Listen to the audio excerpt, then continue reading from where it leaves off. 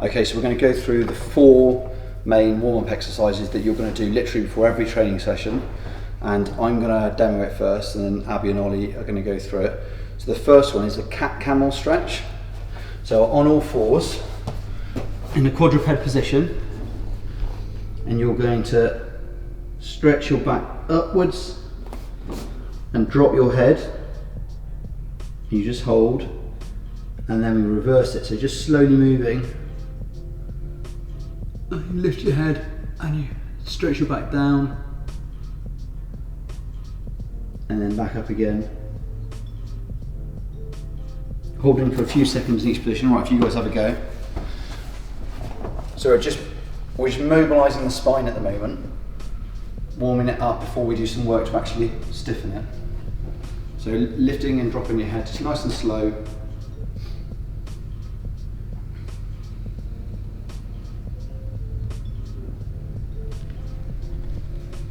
That's good, do 4 of them.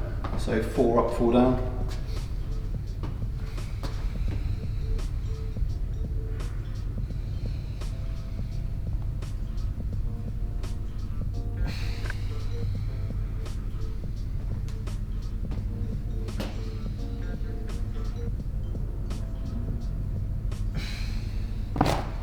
Okay, and then when you've done that, both of you lie on your backs, feet at this end, head near the wall. So now we've mobilised and got the spine moving, we're going to work on some exercises to actually stiffen the support structure around the spine and work on supporting it. So this is the Mcgill Big 3.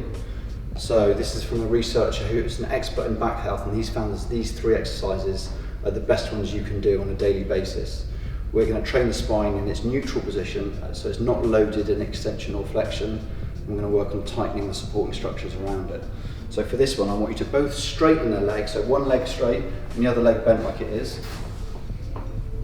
Okay, if you both put your hands under the small of your back. Right, as you're lying flat on a mat, your back will have a natural slight curvature to it, and this is what we want to maintain. So when we do this exercise, we don't want the back coming up off the floor. So while you're doing this, 2 of you, I want you to keep a bit of pressure on the top of your hands the whole time. And now what I want you to do is just tuck your head down so your chin's slightly tucked, and then lift your head. So Ollie, so go back down. So both of you go back down again. So tuck your chin but keeping your head down slightly. And I want you to lift your head about 1 centimetre to 1 inch off the floor and hold. And then hold that. So not quite as much happy. It's literally just coming off the floor, keeping the pressure on your hands the whole time, breathing for 10 seconds. So we want them to breathe while they're doing this, because there's no point having a tight core if we can't breathe while we're holding that core tight. We have to hold it tight and then breathe. So breathe through the nose and out for 10 seconds and then rest. So that's 1 rep. So I want you to do that again now. So this is the 2nd rep. So not lifting your head any higher, keeping it still.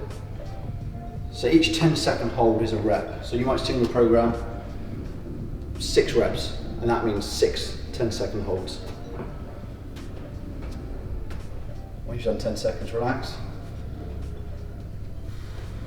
And again, 1 more. So keeping the pressure on the hands the whole time. You don't have to have your hands behind your back. You could just put like a band or something else that you can feel there to keep pressure on. But you want something behind your lower back just to cue you to keep that pressure on it the whole time. You don't need to change your feet over in between either if you don't want to, but you can if it helps you keep track of the number. So for the first 3 you might have 1 foot position, for the second 3 you might have another, just to help you keep track. How'd that feel? Hard. Is that quite hard? Yeah. It's ridiculous as well because it's only a tiny movement.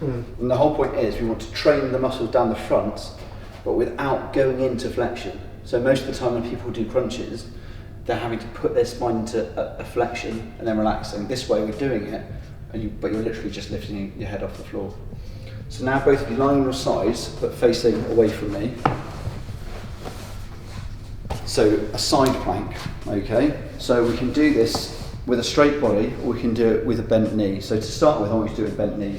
So that's it. So a little bit straighter, so you're like in a half squat position. So that's it. And in a second, they're going to go up, hold, put their opposite hand on the hip, then hold that position. Okay, so side plank for me now, guys. Off you go. Holding for 10 seconds. Head straight, looking ahead.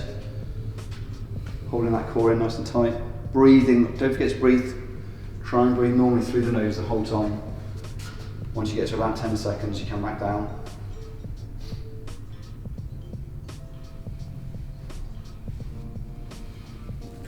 And then again, same side. So obviously again, each 10-second hold is a rep, and we're gonna obviously even them up so we can do them the same on the other side as well.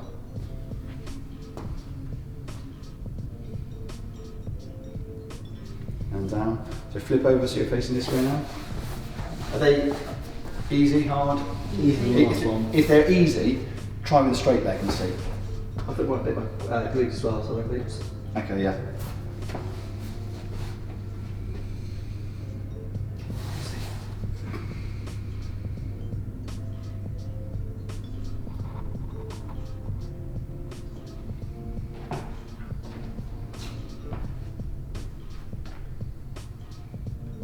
Ten seconds and down. So obviously now this is the lateral side of the spine we're working. This motion, we've done this motion with the first one, and this is the side one. So and again, one more.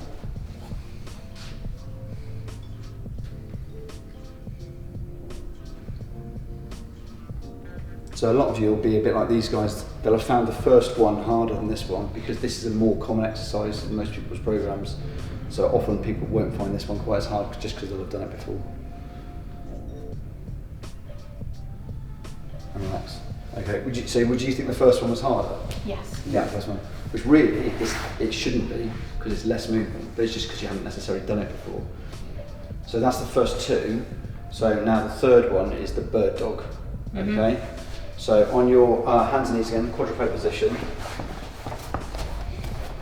So watch me first on this one because rather than it just being, so most people know what a bird dog is. It's you're stretching out the opposite hand and the opposite foot. But what I want you to do is as you do it, holding neutral spine, I want you to clench this fist as tightly as possible, and I want you to cock this ankle as tightly as possible as well. So we don't just go out like that, we go out like that. And then when you've held for 10 seconds, you keep neutral spine, and you bring back down, and then you switch over. So when you bring your hand and knee back in, you don't want to do this. You want to keep your back as flat as possible. Right, so off you go. So pick one side, go out for a 10-second hold, cocking the ankle and tightening the fist. So try and bring your toes towards your shin, and just drop that back leg down a bit because it's just a bit, so there. So it's just a straight line, you're not trying to get them high, and you're trying to stretch out like you're a chain being pulled tight. And then when you've got to 10 seconds, you're going to sweep that hand back in and the other leg back under. And you're going to keep neutral spine as you do it, touch, and then switch sides. That's really good. Now you don't have to switch sides between each rep, you can just do all the reps on one side.